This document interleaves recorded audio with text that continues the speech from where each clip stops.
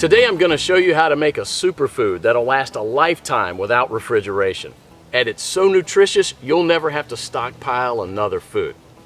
The food's called pemmican, and it was widely in use by the natives of North America and also by the Western explorers who would go for months without contact with civilization.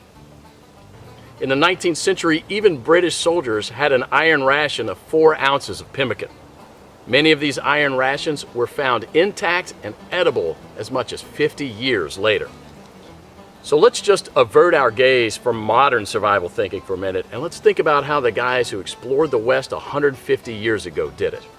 Now that's exactly the kind of stuff I found in this 350-page book called The Lost Ways.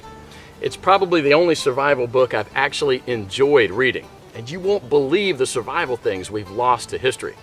Now I found the pemmican recipe on page 48, and I decided to give it a go. Natives used whatever was available to them at the time. Bison, elk, moose, deer, but nowadays people just use what they can buy. You just need to remember to select a low-fat red meat, and beef is perfect for this. So you'll need 6 pounds of beef, 2 pounds of rendered beef tallow, and 1/3 cup of strawberries or blueberries. And that's it. Don't include nuts, seeds, vegetable oils, grains, beans, or dairy products of any kind. Now the first step is to dry the meat and blueberries. First you need to slice the meat very thin. You can use a very sharp knife like this one, or you can keep the beef in the freezer a few hours before slicing it.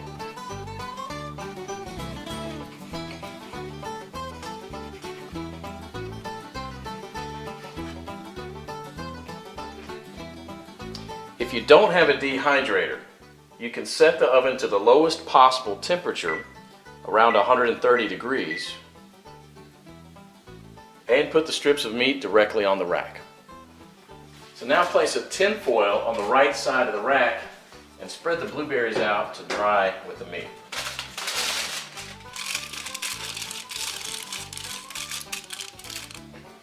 Place the rack back inside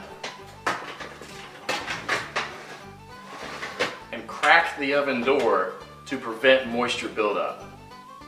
Let this dry for about 15 hours or until it's crispy. 150 years ago, people dried their meat by building a wooden pyramid over a small fire and hanging the meat slices on that. After 15 hours, this is what you should get. Toss it in the food processor until it becomes a powder. Do the same with the blueberries. In the old days, they grind it with a rock to crush it into a powder. Generally, well-dried meat will weigh just slightly less than 1/3 of its raw weight. Therefore, 6 pounds of raw lean meat will yield about 2 pounds of thoroughly dehydrated meat. For our next step, we need to cut the fat into small pieces about a 1/2 inch square.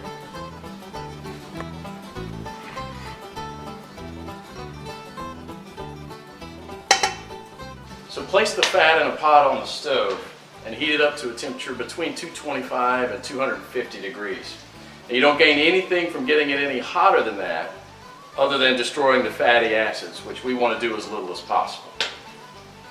Now for the first 10 minutes you want to keep this on medium-high heat, and you want to stir it about every minute, and this will allow enough of the fat to be liberated to coat the bottom of the pot without burning the bottom of the fat. After about 10 minutes you'll see a pool of fat forming on the bottom of the pot, which should be merrily boiling away. You can rest a little bit now and stir it maybe only every 5 minutes, just to keep things well mixed. After about 30 minutes, the liquid fat should have risen enough to cover the chunks, and it should look like a rolling boil. So as this liquid rises, you can go ahead and lower the temperature down to about 230. After about an hour, the major boiling action will have stopped, and there'll just be small bubbles rising from the fat. About 90% of the cracklings will be a chestnut brown in color. So use a strainer to separate these and set them aside with salt to enjoy as snacks later. They're really, really good. And if you don't like them or don't want to eat them, you can set them aside to cool for dog treats. So good. Sammy, you want one? Come here. We now have to weigh the amount of ground meat and the amount of rendered animal fat. We have to have the same quantities, so you'll probably have to remove some of the excess fat. Place the remaining fat on the stove. Keep it about 120 degrees. Mix the shredded meat into the melted fat and stir it until it's well blended. Then add the blueberries and mix it again. This is how it should look. The fat should be absorbed or coating the meat fibers. There should be very little or no liquid fat pooling in the bottom of the pot. Now, following the instructions from the Lost Ways, you can store it in Ziploc plastic bags and press flat, removing as much air as possible, and therefore preventing the fat from going rancid. This should keep the pemmican from spoiling for a few years without refrigeration. So let's do that. And here's what I got.